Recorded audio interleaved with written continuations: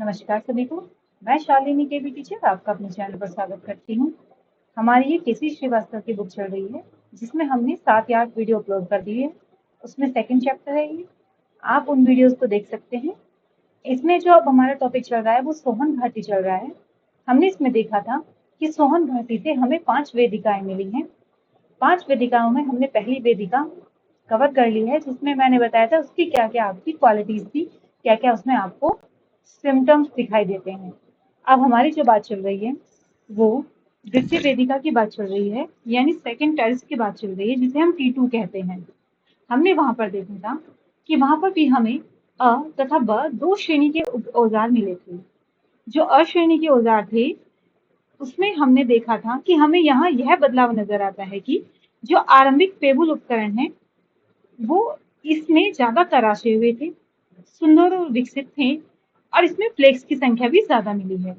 और यहाँ पर हमें एक टेक्निक का इस्तेमाल हुआ था जिसे हम लेवा लाजेन टेक्निक कहते हैं। तो हमने यहाँ पर ये देखी थी। अब क्वेश्चन यह था कि लेवे लाजेन टेक्निक थी क्या।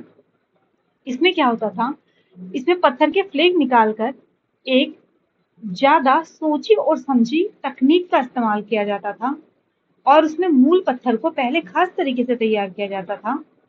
मतलब फ्लेक निकालने से पहले कोर को एक शेप देते थे। मतलब फ्लेक निकालने से पहले कोर को हम एक शेप देते थे, वही आपकी एक लेवल एजेंट टेक्निक कहलाती है। अब जो ब कैटेगरी के थे, अब देखिए मतलब क्या हुआ, इससे लेवल एजेंट टेक्निक से एक निश्चित आकार और एक निश्चित मोटाई के हमें फ्लेक मिलने लगे। यह क्या हुआ कि तकनीकी तौर पर एक बड़ी छलांग मानी जाती है, किसमें, हमारे इतिहास में। जो लेवल एजेंट टेक्निक है वो तकनीकी तौर पर एक बड़ी छलांग मानी जाती है। उसके बाद जो ब श्रेणी के उपकरण होते हैं वो और भी नए थे और अच्छी हालत में मिले थे।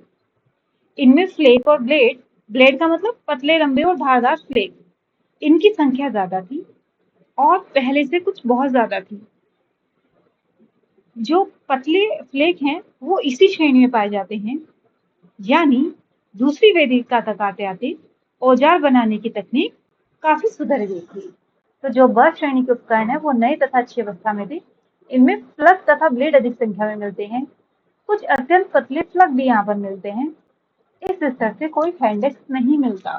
देखिएगा यहाँ पर क्या होता है, आपको लेवल एजेंट टेक्निक तो देखने को मिलता ही, लेकिन अब प्रश्न यह उठता है कि क्या हैंडेक्स का इस्तेमाल अभी भी हो रहा था, जैसे कि हमें पहली वेदिका में देखने को मिला था।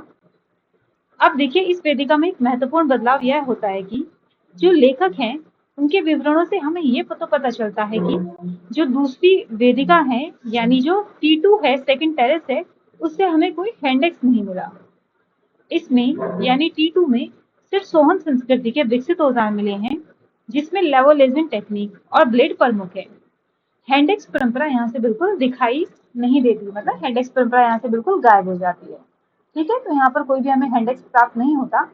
समय की दृष्टि से उत्तरकालीन सोहन उपकरण मध्य पूर्व पाषाणकालीन उपकरण है। ठीक है, तो यहाँ पर देखिएगा आपका कि जो ब श्रेणी के उपकरण है उसमें आपको प्लग और ब्लेड बहुत ज्यादा मिलते हैं, अत्यंत पतले प्लग भी मिलते हैं, पर कोई हैंडेक्स नहीं मिलता। पहले वाली संस्कृति में आपको क्या मिलते हैं, चापर भी मिलते हैं प्लस हैंडेक्स दोनों देखने को मिलते हैं। अब हमारा सोहन घाटी की तीसरी वेदिका के बारे में हम लोग पढ़ते हैं। जो T3 यानी टेरेस्ट्री थी, यानी कि आपकी तीसरी वेदिका जो थी उसका निर्माण अंतरहिम काल में यानी थर्ड अंतरिम काल में उसका होता है, जब मौसम शायद फिर बदलाव होगा। यानी दिलचस्प रूप से इस तीसरी वेदिका से भी कोई उपकरण प्राप्त नहीं हुआ होगा, है ना। तो इसमें तीसरे हम काल में हुआ है, इसमें कोई भी उपकरण नहीं मिलता है। यानी अब ये क्या है, ये दिलचस्प बात है कि आपको पहली वेदिका से और दूसरी वेदिका से तो उपकरण मिलते हैं लेकिन यहाँ से कोई उपकरण नहीं मिलता है। यानी कि यह थोड़ी सुनने में भी अजीब लगता है कि कोई उपकरण नहीं मिला। ऐसा क्यों हुआ, मतलब ऐसा क्या कारण रहा होगा कि यहाँ से हमें कोई उपकरण मिलता ही नहीं है। देखिएगा इसका कोई भी स्पष्ट कारण हमारे पास नहीं है।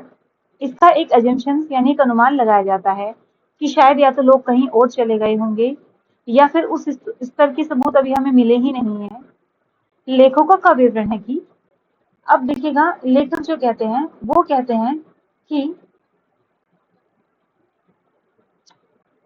इसमें उत्तरकालीन सोहन के अंतर्गत चौतारा से प्राप्त उपकरणों का विशेष महत्व है। यानी लेखकों का मानना है कि जो चौतरा है वहां से जो उपकरण मिले हैं वो बड़े ही अनोखे मिश्रण को दिखाते हैं। अनोखा, अब बात यह आती है कि अनोखे मिश्रण को मतलब इस बात का क्या मीनिंग हुआ कि अनोखा मिश्रण दिखाते हैं। अब देखिए इसे इसलिए अनोखा कहा गया है क्योंकि यहाँ पर एक ही जगह पर कई अलग अलग समय और परंपराओं के औजार एक साथ पाए गए हैं। इनमें सबसे पुरानी यानी प्राक सोहन के कुछ फ्लेक शामिल है। साथ ही सोहन परंपरा के टेबल और फ्लेक उपकरण शायद आरंभिक और उत्तरकालीन दोनों। और सबसे चौंकाने वाली बात, मद्रास हैंडेक्स परंपरा के साइन भी यहाँ देखने को मिलते हैं। तो इससे हमें क्या बात समझ में आती है कि जो एक चौतारा एक ऐसी जगह है जहाँ से हमें बहुत सारे उपकरण प्राप्त होते हैं।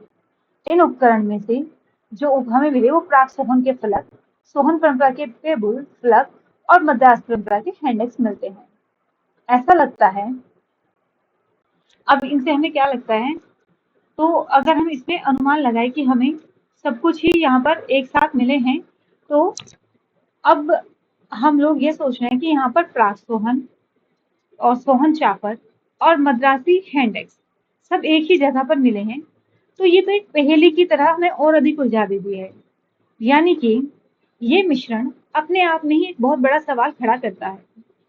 क्या ये जो अलग अलग औजार बनाने वाले समूह एक दूसरे से मिल रहे थे? मतलब ये जो अलग अलग औजार थे, वो जो अलग अलग लोगों का जो ग्रुप अलग अलग औजारों को बना रहा था, तो क्या वे लोग एक दूसरे से मिल रहे थे? क्या उनके बीच में विचारों और तकनीकों का आदान प्रदान हो रहा था?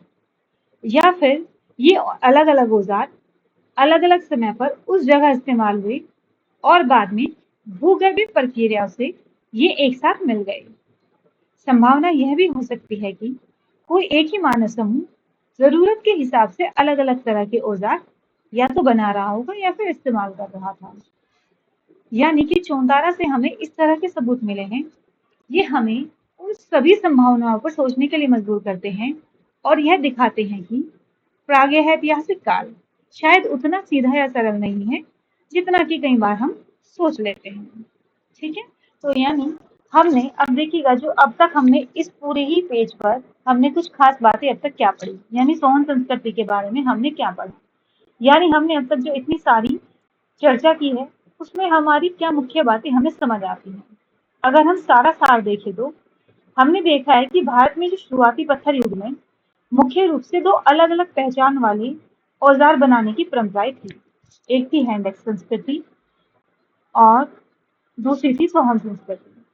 हैंडेक्स संस्कृति में इसकी शुरुआती निशान हमें मद्रास के पास मिलते हैं और सोहन संस्कृति जो कि उत्तर पश्चिम में सोहन नदी घाटी में फलित हुई।